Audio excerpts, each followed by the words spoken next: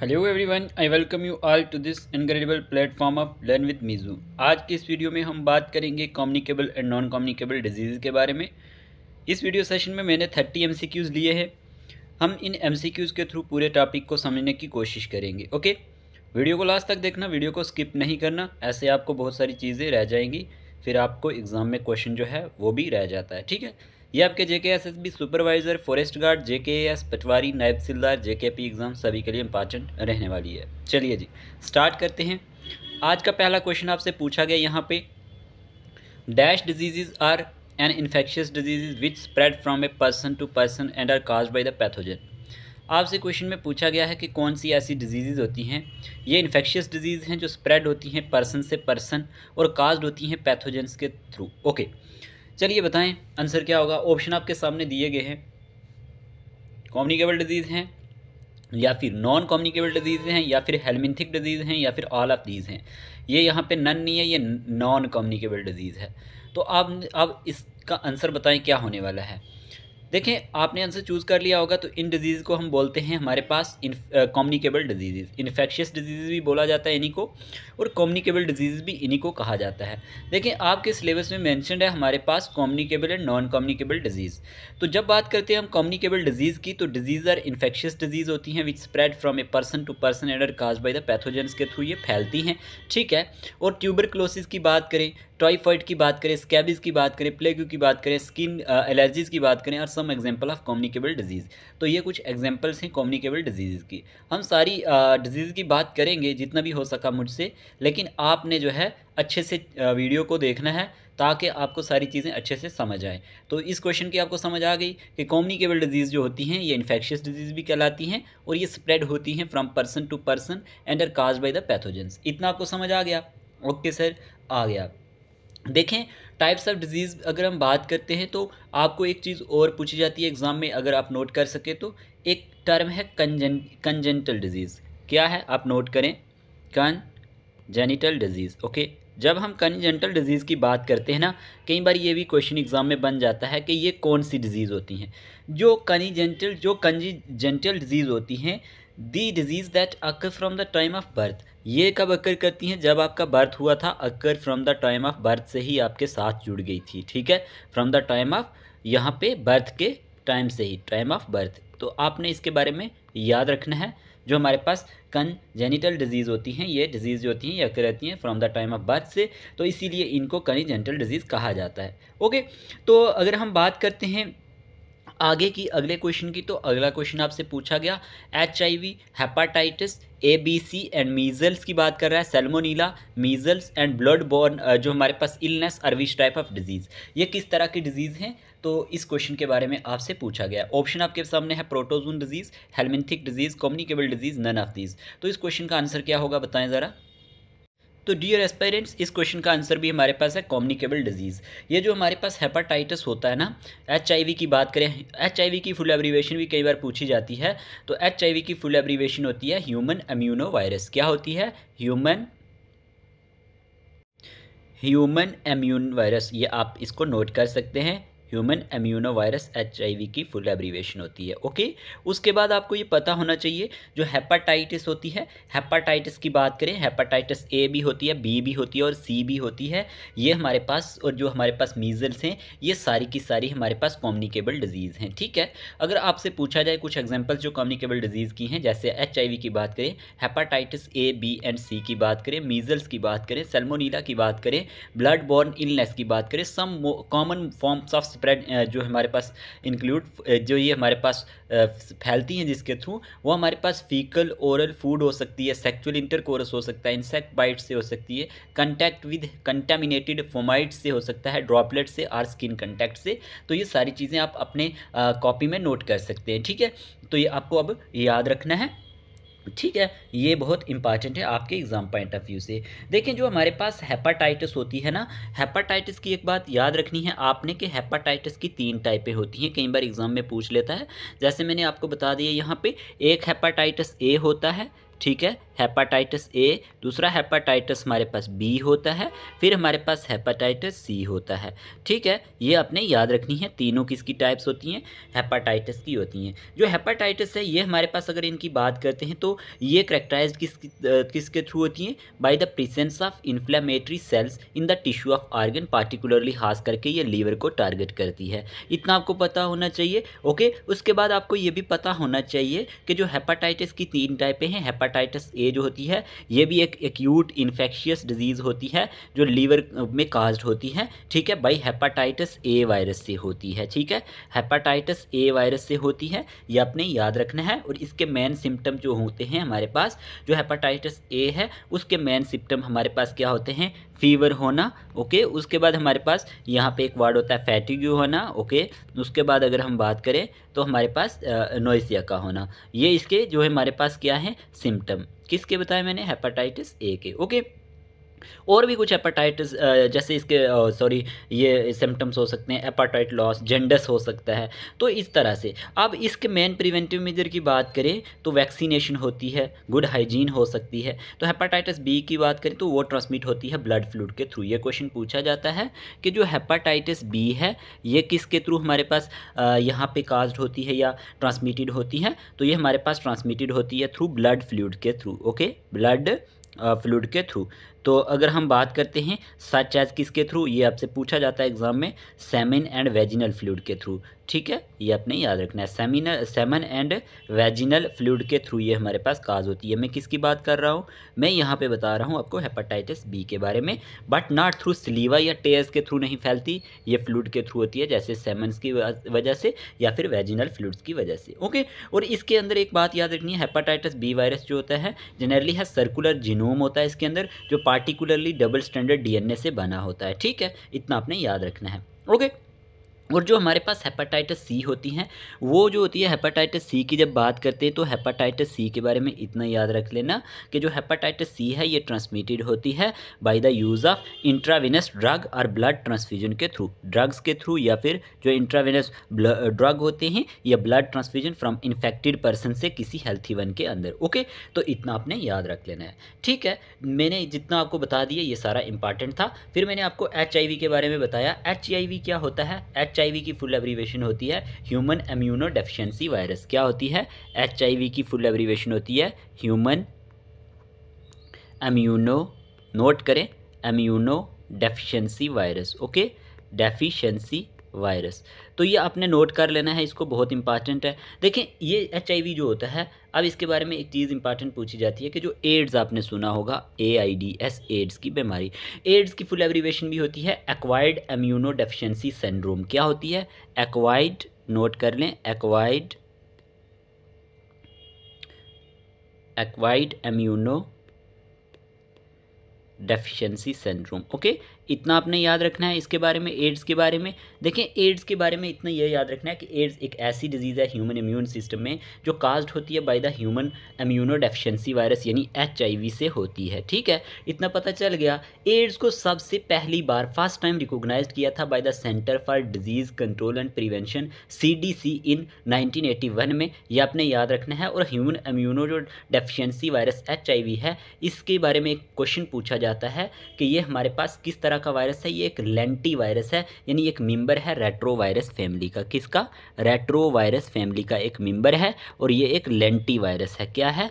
Lenti virus. ये question exam में आता है तो इसको आप नोट कर सकते हैं। ओके, अच्छा, एड्स जनरली ट्रांसमिट किसके थ्रू होता है? कई बार क्वेश्चन आ जाता है एग्जाम में, तो थ्रू सेक्सुअल कंटैक्ट से ये होता है। ठीक है, एक पॉइंट आपने ये याद रखना है, थ्रू सेक्सुअल कंटैक्ट। उसके बाद आपने ये याद रखना है हमारे पास यहाँ पे थ्रू ब्लड ट्रांसफ्यूजन के थ्रू होता है। ठीक है, थ्रू ब्लड ट्रांसफ्यूजन के थ्रू हो सकता है, ब्लड ट्रांसफ्यूजन के थ्रू, इतना पॉइंट आपने याद रखना है। और थ्रू इन्फेक्टेड नीडल्स के थ्रू हो सकता है, थ्रू इन्फेक्टेड नीडल के थ्रू, ये भी आप पॉइंट नोट कर सकते हैं, एग्जाम में पूछ सकता है। और through infected mother to child, through infected mother to child, last points आप ये लिख सकते हैं कि जो हमारे पास इन्फेक्टेड मदर होती है, थ्रू इन्फेक्टेड मदर से उसमें चाइल्ड में चला जाएगा। तो ये हमारे पास इसके थ्रू एड्स होता है। ठीक है, सिम्टम एड्स के जो होते हैं, सिम्टम्स में हमारे पास वेट लॉस हो जाता है, वेट का लॉस होना एक चीज़ ये होता है इसका सिम्टम। उसके बाद अगर हम बात करते हैं सोकिंग नाइट स्वेट्स आना, आपको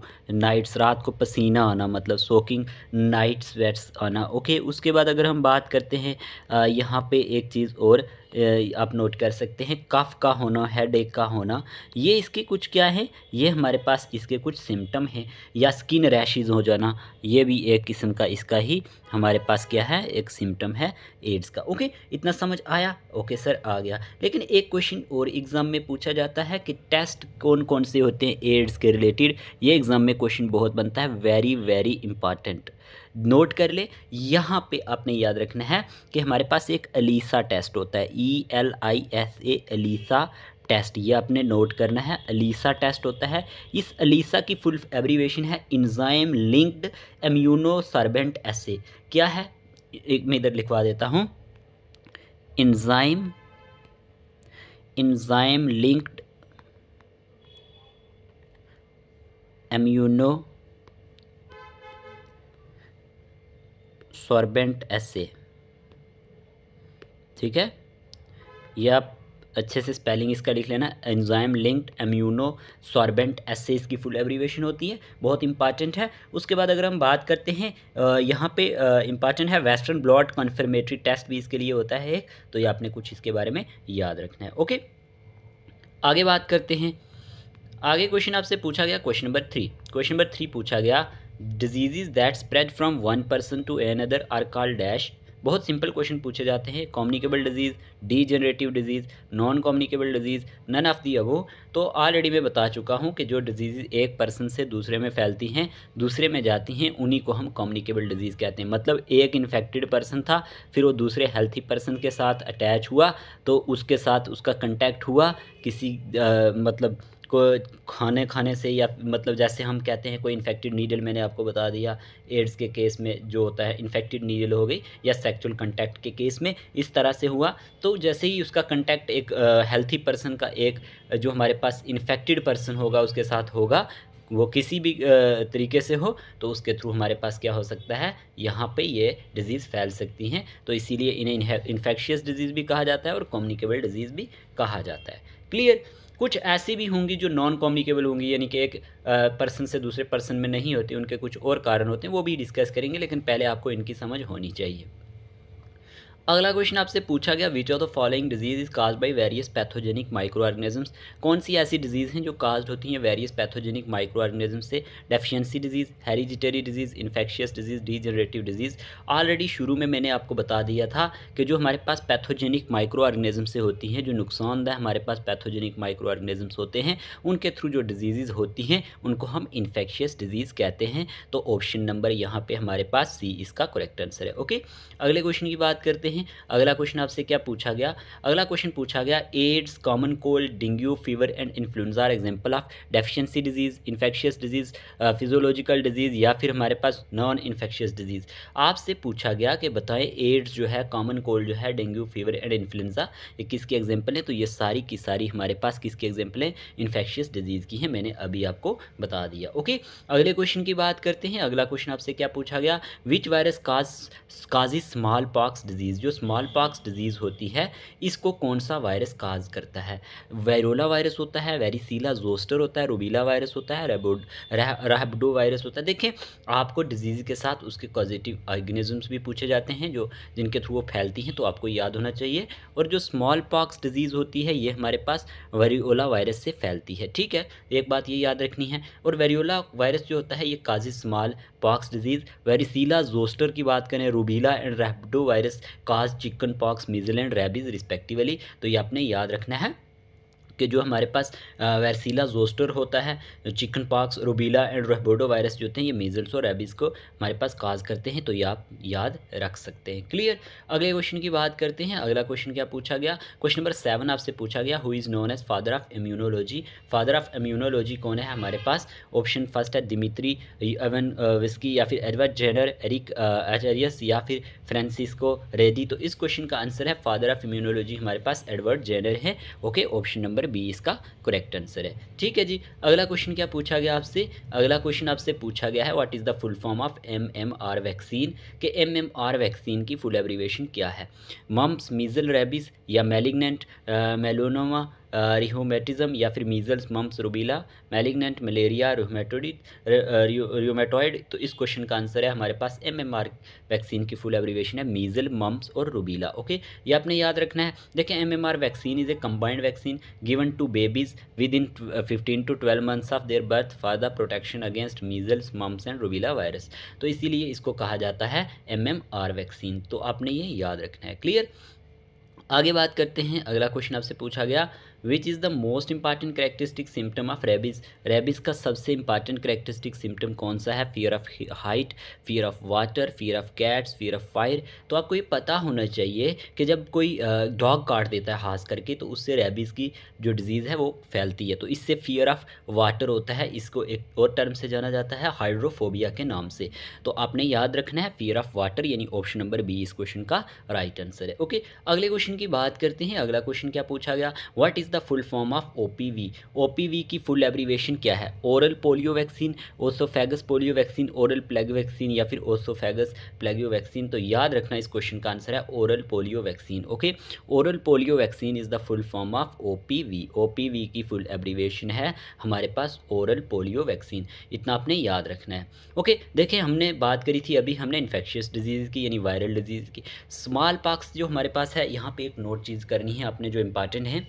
मैंने अभी जो MCQs डिस्कस किए सारे अभी तक मैंने डिस्कस किए वायरल डिजीज़ के किए थे। अब देखें, कुछ कॉमन वायरल डिजीज़ जो होती हैं उनमें कॉमन कोल्ड एक होता है। अब कॉमन कोल्ड की जब बात की जाती है, देखें तो ये किस वायरस से होता है? Causative organism. इसका क्या है? कॉजेटिव जो ऑर्गेनिज्म है इसका वो रहीनो वायरस होता है। ये आपने याद रखना है, एग्जाम में सीधा क्वेश्चन बनेगा। ठीक है, स्मॉल पॉक्स की जब बात करते हैं तो स्मॉल पॉक्स का जो होता है वो वेरियोला वायरस होता है। ये आपने याद रखना है। स्मॉल पॉक्स का क्या है? Variola virus. ये एक एयरबॉर्न ड्रॉपलेट या indirectly through the infected article से जो फैलती है, तो ये आपने याद रखना है। उसके बाद रेबीज़ की बात करें, रेबीज़ की अभी मैंने बताई थी आपको। तो ये रेबीज़ ऐसा वायरस से होता है, मैंने कहा था आपको, लेकिन डॉग के काटने से भी होती है। तो फियर ऑफ वाटर भी होता है इससे। तो लेकिन कॉजेटिव ऑर्गन यानी कि जिस वायरस से ये फैलती है उसका नाम है रेबीज़ ऐसा वायरस। ओके, उसके बाद बात करते हैं हेपाटाइटिस की। हेपाटाइटिस में हमारे पास हेपाटाइटिस A वायरस होता है, हेपाटाइटिस B वायरस होता है और हेपाटाइटिस C वायरस से ये फैलती है। ओके, इतना आपने याद रखना है।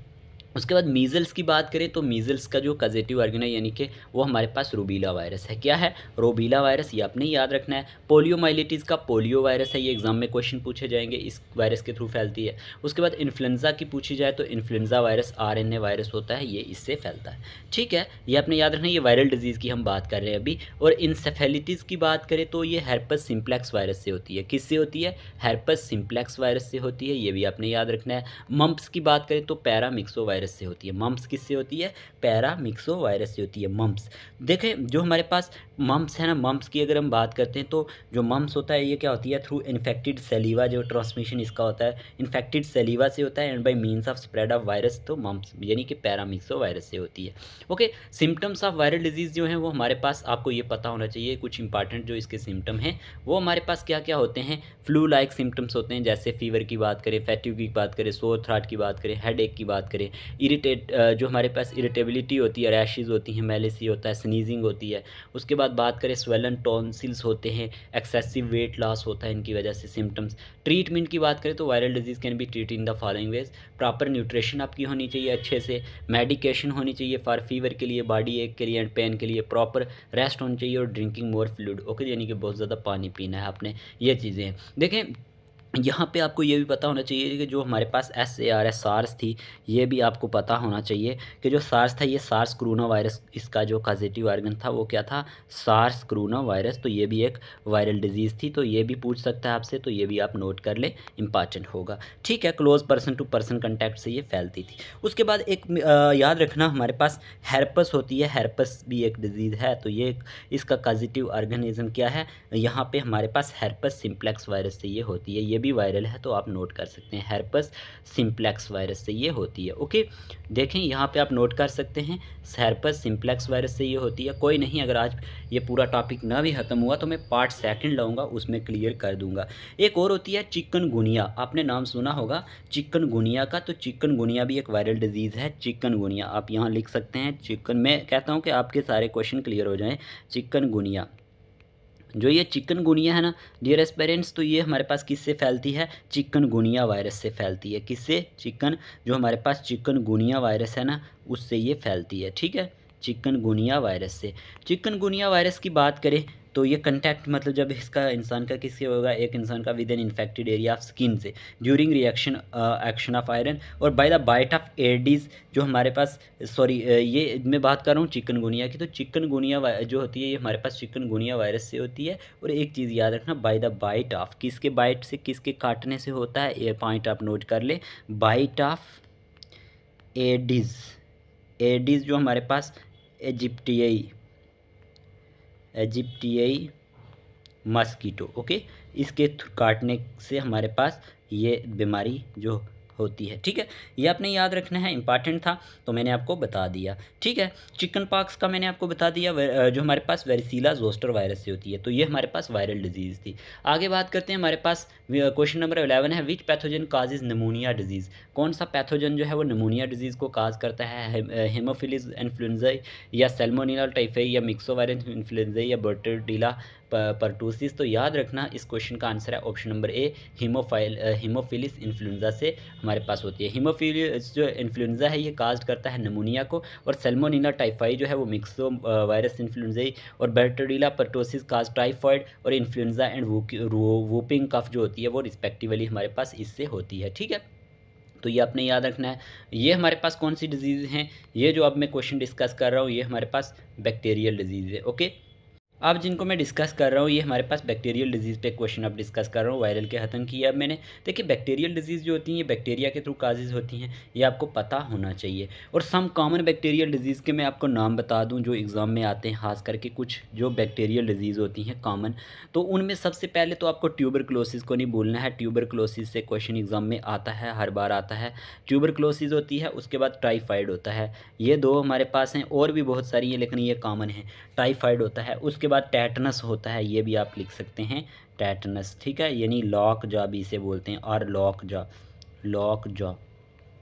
ठीक है, ये हमारे पास बैक्टीरियल डिजीज़ थी। अभी हम बात करेंगे इनके बारे में भी अच्छे से। तो अगला क्वेश्चन हमारे पास क्वेश्चन नंबर 12 पूछा गया, which vaccine is given to prevent pneumonia. कौन सी वैक्सीन जो है निमोनिया से बचने के लिए दी जाती है? Salk vaccine, BCG vaccine, pneumonia, या फिर न्यूमोकोकल वैक्सीन, या टैब वैक्सीन। तो याद रखना ऑप्शन सी जो हमारे पास न्यूमोकोकल वैक्सीन होती है, ये एक कंजुकेटेड वैक्सीन है जो यूज़ होती है प्रिवेंशन ऑफ निमोनिया के लिए। साल्क वैक्सीन, BCG वैक्सीन, देखें ये BCG वैक्सीन जो होती है ये ट्यूबरक्लोसिस के लिए होती है, और जो हमारे पास टैब वैक्सीन ये यूज्ड होती है for the prevention of polio. साक वैक्सीन पोलियो के लिए आ गई, BCG वैक्सीन ट्यूबरक्लोसिस के लिए आ गई, और टैब वैक्सीन जो हमारे पास टाइफाइड के लिए आ गई रिस्पेक्टिवली। ये हमारे पास वैक्सीन्स भी पूछी जाती हैं। BCG वाला आपको पता भी है, क्वेश्चन पूछा गया था अभी फाइनेंस अकाउंट असिस्टेंट के एग्जाम में। तो BCG वैक्सीन ट्यूबरक्लोसिस के लिए होती है, इतना आपको पता होना चाहिए। ओके, उसके बाद अगर हम बात करते हैं यहाँ पे अगला क्वेश्चन क्या पूछा गया? अगला क्वेश्चन आपसे पूछा गया, काली खांसी is the common name of which disease. कि काली खांसी किसका नाम है? टेटनस का, वूपिंग कफ, लेशमोनिया, या फिर टाइफाइड। तो याद रखना काली खांसी सबको पता है, ये हमारे पास वूपिंग कफ को बोलते हैं। जब आपको खांसी लगी होती है उसी का ये हमारे पास उसी के नाम से ये काली खांसी जानी जाती है, वूपिंग कफ जानी जाती है। टेटनस की बात करें, लेशमोनिया की बात करें, टाइफाइड ये कॉमन एग्जाम्पल है, और नॉन एज लॉक जा डिजीज़ कहा जाता है इनको। काला अजर एंड एंट्रिक फेवर रिस्पेक्टिवली, ये भी हमारे पास बैक्टीरियल डिजीज़ हैं। तो मैंने आपको बता दिया। और टाइफाइड जो मैंने बताई थी ना, टाइफाइड एक किस्म की हमारे पास कॉमन बैक्टीरियल डिजीज़ होती है। टाइफाइड के बारे में एक चीज़ याद रखना, यहाँ पे नोट कर लेना। टाइफाइड जो होती है, टाइफाइड का ये मसला है कि जो टाइफाइड है ये कॉमन बैक्टीरियल डिजीज़ है जिसका कॉजेटिव एजेंट जो है वो बैक्टीरिया है। और कौन सा बैक्टीरिया है? सैल्मोनीला। ये पूछा जाता है, मैंने अभी बताया भी था आपको। सैल्मोनीला हमारे पास टाइफी, ठीक है, सैल्मोनेला टाइफी इसका कॉजेटिव ऑर्गन है, तो ये ऑर्गेनिज्म है, तो याद रखना है। इसको भी डायग्नोस्ट करने के लिए एक टेस्ट है जो बड़ा कॉमन है, पूछा जाता है, वाइडल टेस्ट है वो भी, तो ये आपने याद रखना इंपॉर्टेंट होगा। ओके, अगले क्वेश्चन की बात करते हैं। Which of the following person was nick named as typhoid Mary? कौन सा ऐसा पर्सन है जिसका निक नेम है टाइफाइड मैरी? मैरी मोलोन, या फिर क्वीन मैरी, या फिर मैरीडिथ मैरी, या फिर मैरी यंग? तो याद रखना इस क्वेश्चन का आंसर है option number A, Mary Mallon was nick named as typhoid Mary. ये क्वेश्चन एग्जाम में आया हुआ है और it was a classic case in medicine. She was a cook by profession, से ये कुक था, and was a typhoid carrier था, who continue to spread typhoid for several year through the food she prepared. Okay, तो ये आपने याद रखना है। अगले क्वेश्चन की बात करते हैं, क्वेश्चन नंबर 15। यहाँ पूछा गया clostridium tetani release which type of toxins which further cause tetanus? कि जो क्लोस्ट्रीडियम टेटनई है ये रिलीज करता है कौन से टाइप का टॉक्सिन्स जो फर्दर काज करता है टेटनस को? बोटुलिनियम टॉक्सिन, या फिर मस्केरिन, या फिर डायोक्सिन, या फिर टेटनोस्पेसिमिन, जो स्पेसिमिन। तो इस क्वेश्चन का आंसर क्या है? इस क्वेश्चन का आंसर है टेटनोस्पेसिम, ठीक है, स्पेसिमिन। अगर हम बात करते हैं एक्सप्लेनेशन इसकी, तो क्लोस्ट्रीडियम टेटनई रिलीज करता है tetanospasmin which is a neurotoxin acting on the neuromuscular junctions and thus causing paralysis of the muscles, और it cause this severe pain and fatal, और ये फैटल भी होता है, जानलेवा भी हो सकता है। तो याद रखना ऑप्शन नंबर डी इसका करेक्ट आंसर था। क्वेश्चन नंबर 16 की, अच्छा यहाँ पे ये कुछ हमारे पास कॉमन बैक्टीरियल डिजीज़ हैं, तो मैं आपको बताऊँ, ट्यूबरक्लोसिस है, एंथ्रैक्स है, टेटनस है, लेप्टोस्पिरोसिस है, निमोनिया है, कॉलरा है, उसके बाद हमारे पास बोटुलिज्म है, यहाँ पे हमारे पास स्यूडोमोनास इन्फेक्शन है, MRS से इन्फेक्शन है। देखें, इसीलिए कह रहा था कि आप क्लास को नहीं छोड़ सकते, हम बहुत चीज़ें डिस्कस करते हैं MCQs के थ्रू। इकोलाई इन्फेक्शन है, मेनिनगिट्स है, गोनोरिया है, और बुबोनिक प्लेगू है। ओके, उसके बाद हमारे पास साइफिलिस है। तो ये सारी की सारी जो मैंने यहाँ पे इस स्लाइड में ये डिस्कस की ना, ये सारी की सारी बैक्टीरियल डिजीज़ हैं और कॉमन बैक्टीरियल डिजीज़ हैं। थोड़ा सा मैं आपको ये बताता चलूँ, यहाँ पे एक क्वेश्चन ये भी देख लेते हैं। आपको क्वेश्चन पूछा गया which are the following test is use to confirm typhoid fever, तो मैंने ऑलरेडी आपको बता दिया था, Schick test, Widal test, pap smear test, या फिर ट्रांक्विट टेस्ट। तो भी ऑप्शन इसका करेक्ट आंसर है वाइडल टेस्ट। तो याद रखना, Widal test is use to confirm typhoid fever, Schick test is use to confirm diphtheria, और pap smear test is use to detect cervical cancer, and tourniquet जो test होता है use to diagnose dengue fever. तो ये सारी चीज़ें आपको कोई नहीं बताएगा, जो मैं एक्सप्लेनेशन साथ देता हूँ। यही बात है कि आपको यहाँ पे लेक्चर मिस नहीं करना होता, बहुत सारी चीज़ें आप छोड़ देते हैं, ठीक है। आपको कहीं और से ऐसे MCQs देखने की ज़रूरत नहीं पड़ेगी अगर आप हमारे इस चैनल पे देख रहे हैं तो। देखिए, मैं आपको ये बताता चलूँ कि हमारे पास कुछ कॉमन जो हमारे पास और डिजीज़ होती हैं, मैंने कहा जो हमारे पास बैक्टीरियल डिजीज़ हैं उसमें कॉलरा भी होती है, जो एग्ज़ाम में क्वेश्चन आता है। कॉलरा के बारे में याद रखना कि ये हमारे पास विब्रियो कोलरियाई से होता है। जो पॉजिटिव ऑर्गेनिज्म इसका है ना, वो क्या है, विब्रियो कोलरेई। ये क्वेश्चन एग्जाम में आता है, तो आपने इसके बारे में, कॉलरा के बारे में याद रखना। ये contaminated food and water disease होती है जो स्प्रेड बाय होस्ट फ्लाई से ये फैलती है। किससे? होस्ट फ्लाई से, कॉलरा। उसके बाद डिप्थेरिया जो होती है, डिप्थेरिया के बारे में ये याद रखना है कि ये हमारे पास कोरिनी बैक्टीरियम डिप्थेरियाई से होता है। किससे होता है? यहाँ पे नोट कर सकते हैं, डिप्थेरिया। डिप्थेरिया की मैं बात कर रहा था। डिप्थेरिया जो होता है ये कोरिनी बैक्टीरियम डिप्थेरियाई से होता है, ठीक है। वायरस जो हमारे पास, सॉरी, कॉजेटिव ऑर्गन, यानी कि जो इसका बैक्टीरियल कॉजेटिव ऑर्गन है वो हमारे पास कौन सा है? यहाँ पे है कोरिनी बैक्टीरियम डिप्थेरियाई। ओके, ये आपने याद रखना है। उसके बाद अगर हम बात करते हैं प्लेग जो है हमारे पास, ये भी एक क्या है, ये भी एक बैक्टीरियल डिजीज़ है, और ये यर्सीनिया जो हमारे पास यर्सीनिया, इसका कॉजेटिव जो ऑर्गेनिज्म है, सॉरी, बैसिलस पेस्टिस भी आप इसको कहते हैं। क्या कहते हैं? बैसिलस पेस्टिस, ठीक है। इतना आपने याद रखना है इसके बारे में। और उसके बाद हमारे पास यहाँ पे वूपिंग कफ मैंने बताया था। वूपिंग कफ होती है बोर्टोडीला, किससे होती है? बोर्टोडीला। यहाँ पे नोट करें, जो उसका कॉजेटिव ऑर्गेनिज्म है वो है वर्टिसेला पेर्टुसिस, ठीक है। ये आपने याद रखना है। निमोनिया होता है स्ट्रेप्टोकोकस निमोनियाई से, ठीक है। स्ट्रेप्टोकोकस निमोनियाई से निमोनिया होता है। PNE निमोनिया जो होता है ये भी आपने याद रखना है। ये हमारे पास किससे होता है? स्ट्रेप्टोकोकस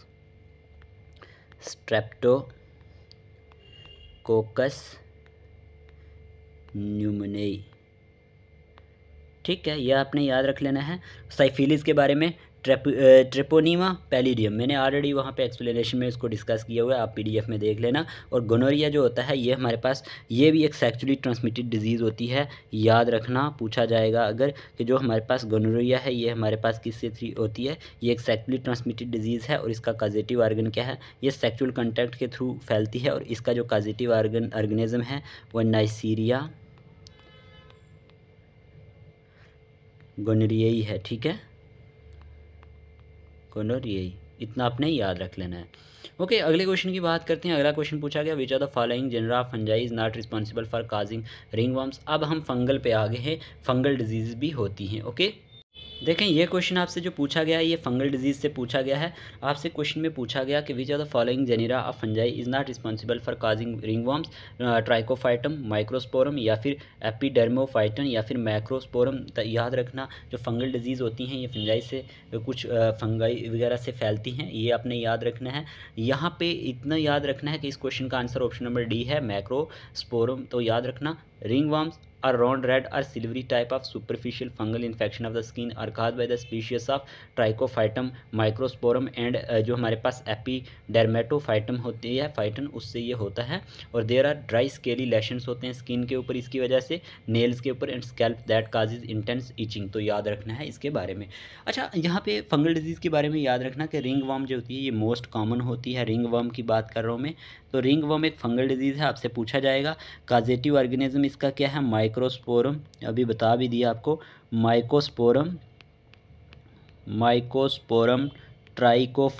ट्राइकोफाइटम, ये आपने याद रखना है, फाइटन इसका कॉजेटिव ऑर्गेनिज्म है। और ये एक्वायर्ड होती है फ्रॉम साइल हीट से एंड मॉइस्चर से। उसके बाद हमारे पास एक एथलीट फुट होती है, जो हमारे पास कौन सी डिजीज़ है, फंगल डिजीज़, ठीक है, एथलीट फुट। तो ये भी आप याद रखेंगे, मैं अभी बताता हूँ इनके बारे में। अगला क्वेश्चन क्या है हमारे पास, which are the following fungus is responsible for athlete foot.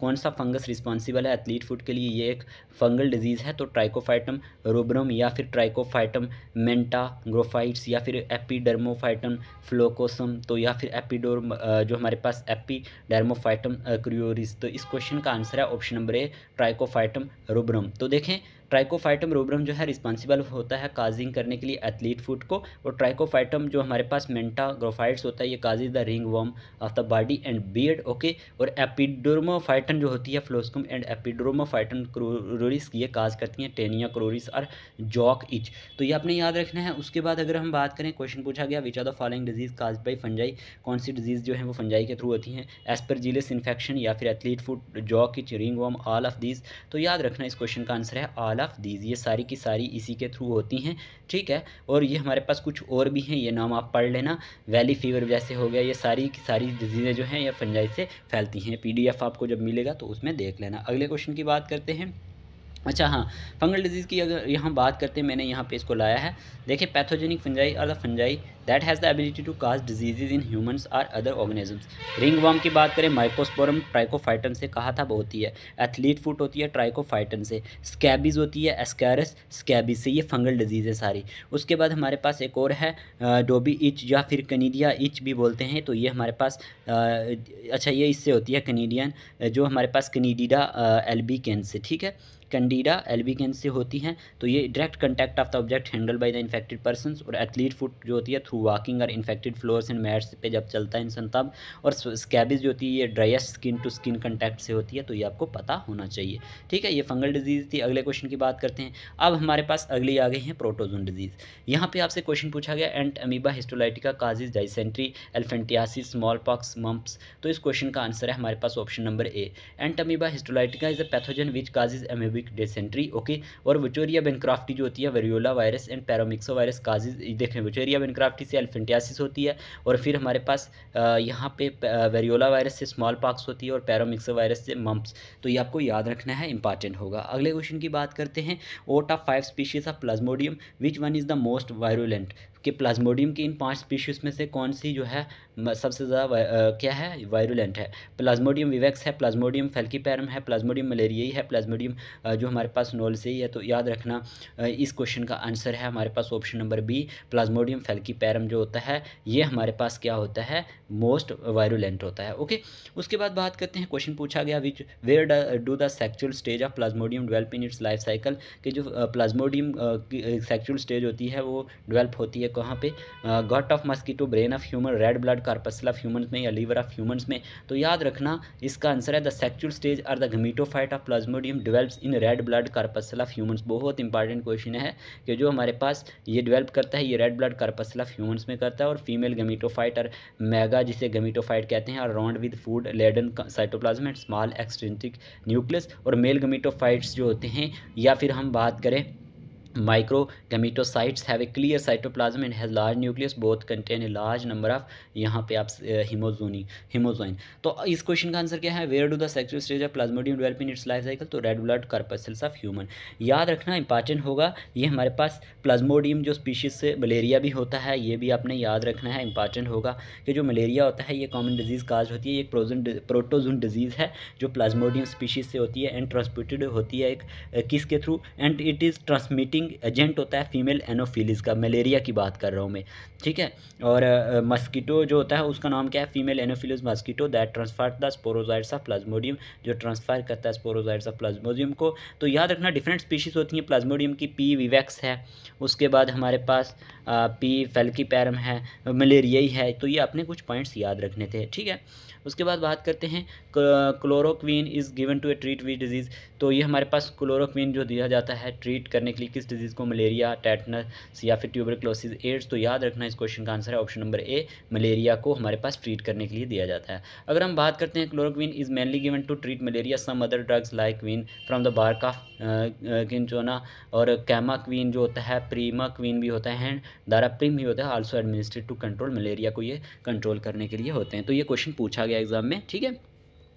अगले क्वेश्चन की बात करते हैं, which of the following parasites is responsible for the cause of African sleeping sickness और गैम्बियंसी फीवर। ये क्वेश्चन भी पूछा गया है, कौन सा हमारे पास यहाँ पे रिस्पॉन्सिबल है इनको काज करने के लिए, लेशमेनिया, ट्राइपेनोसोमा, एंटमीबा, ट्राइकोमोनास। तो याद रखना इस क्वेश्चन का आंसर है option number B, trypanosoma is the right answer. ये रिस्पॉन्सिबल होता है for cause of African sleeping sickness, okay, या गैम्बियंसी फीवर भी इसको कहते हैं। उसके बाद क्वेश्चन पूछा गया आपसे, सी fly is a vector for sleeping sickness, which of the following parasite transmit the infective stage, wuchereria bancrofti, leishmania, donovani, या फिर प्लाज्मोडियम फैल्कीपैरम, या ट्राइपेनोसोमा गैम्बियंसी। तो इस क्वेश्चन का आंसर है हमारे पास ऑप्शन नंबर डी, ट्राइपेनोसोमा गैम्बियंसी जो है सी फ्लाइज का वेक्टर है स्लीपिंग सिकनेस के लिए। तो भी आपने याद रखना है। ये हम बात कर रहे हैं प्रोटोजोन डिजीज़ की, प्रोटोजोन डिजीज़ और भी बहुत सारी हैं, काला अजर है, ये नाम याद रखना, काला अजर भी एक डिजीज़ का नाम है जो लेशमेनिया डेनोवेनी से होती है। ये जो लेशमेनिया डेनोवेनी है ना, इसके थ्रू काला अजर होती है, ये भी याद रखना। ये थ्रू ऑफ बाइट किसके काटने से होती है, ये वाली, ये सैंड फ्लाई से होती है, ये पॉइंट नोट कर लेना, ये सैंड फ्लाई से होती है। लेकिन सी फ्लाई से कौन सी होती है